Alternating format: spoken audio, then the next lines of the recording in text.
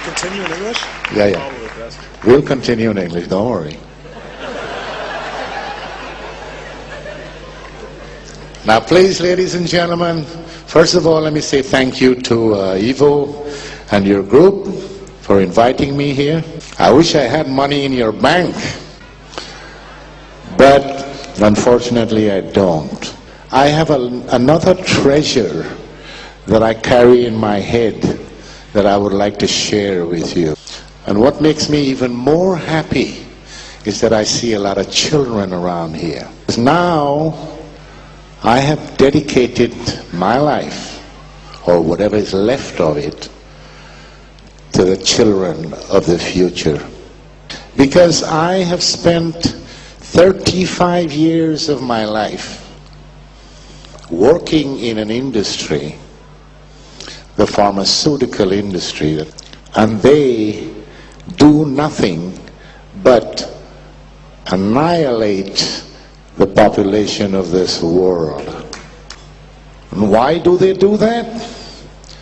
Because they want to make money, money, money, money, money. They don't care about your lives. They only care about their wallets. Now, whatever I tell you here today is not something that I dreamed about or observed somewhere. It's something that I have done myself. I have been just as criminal as they are. My hands are just as dirty as these people.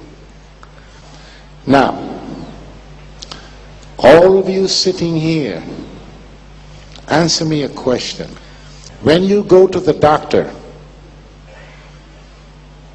he looks at you, stethoscope, laboratory tests, machine tests, this word. Those tests, by the way, is to make money. Then he tells you you're sick. Here's a prescription. Go to the pharmacy and take this medicine, 1 tablet 3 times a day. What do? Tell me. They don't throw it away.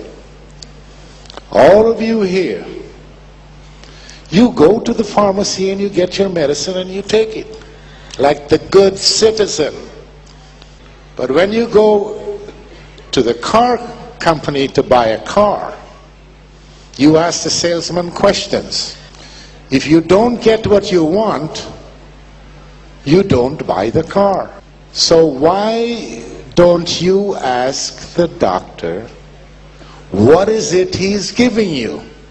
The reason I'm telling you this is because only you have the power to stop these criminals with what they're doing in the pharma industry. Because you are not sick people. You are consumers. You are consumers. And the pharma industry makes money because they tell everybody that you are sick. Now, you can ask me the question, why have you been doing this then?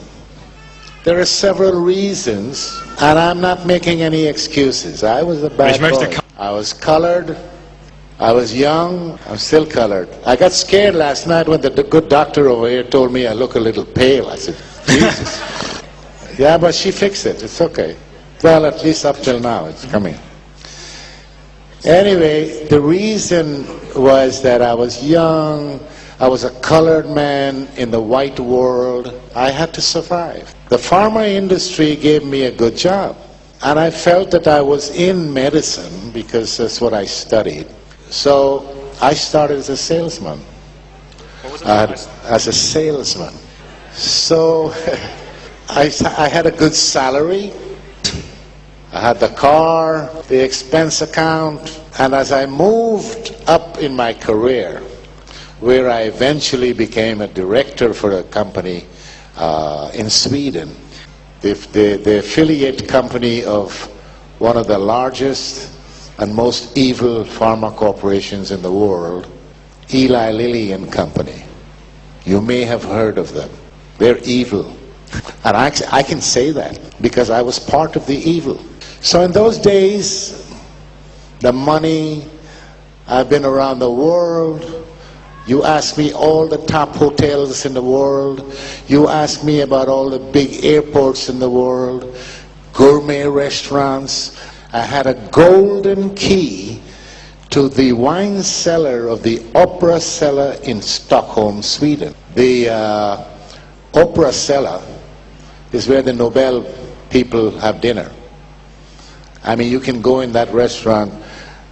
The Princess Christina was sitting next to me at another table the other one time. So all of this was offered to me on a plate and So, just like Eva gave Adam the apple, I had an apple too. Anyway, to make a long story short, I had a career. I did a lot of bad things. They fired me. I started my own company, worked for several other pharma companies, big ones, world players. Then I met a German woman 15 years ago, and she said I have to come to live in Germany because she's not going to move to Florida. And I said, okay, so I came to Germany. I retired, officially retired. I played golf, good golfer in Germany, and I relaxed myself. Then I had a heart attack, then I had a second heart attack, and now I can't get no heart attack anymore.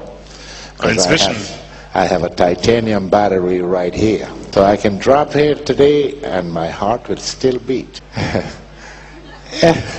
That's just a joke. Anyway, no, it's not a joke. I have a pacemaker, but I mean the whole... Anyway, somebody, the power, I don't know, some people say God, some people say Jesus, some people say this. I call it the power. The almighty power blessed me and my wife with a child. I was 62 years old. This child is now 4.5. Now,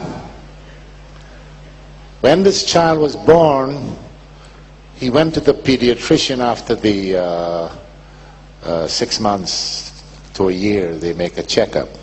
The doctor checked the boy and said, yeah, he's healthy, he's fine. Now I need to give him his IMF cocktail for Maasen. Now I had told my wife, nobody, no doctor, no professor, nobody gives my child any kind of medication unless they discuss it with me and I approve it. Now this doctor, well, apart from being lucky that I wasn't there, she threw my wife and child out of the clinic and said, we only treat vaccinated children. When my wife came home and told me that, I considered how lucky this woman was, because if I were there, believe me, I would have strangled her. How dare she refuse to have my child come to this clinic and she's practicing as a doctor?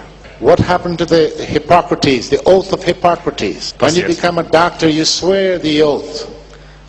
Primum non nocere. The patient comes first. And that made me mad. So I researched this lady, and I found that she was sitting in a committee, or on a committee, with a politician and members of the pharma company that made the IMF, the vaccine. And they're propagating to the government in Germany to introduce mandatory vaccination.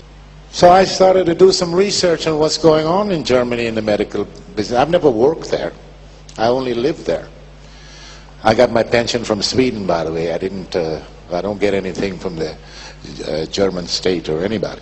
I found out also that general practitioners, just like this woman and other doctors, were prescribing psychotropic drugs to children. Shortly after that, I read in an article that was posted from the European Medical Association that they were going to approve the drug Prozac to give to children. Es heißt Fluctin in Schweiz, in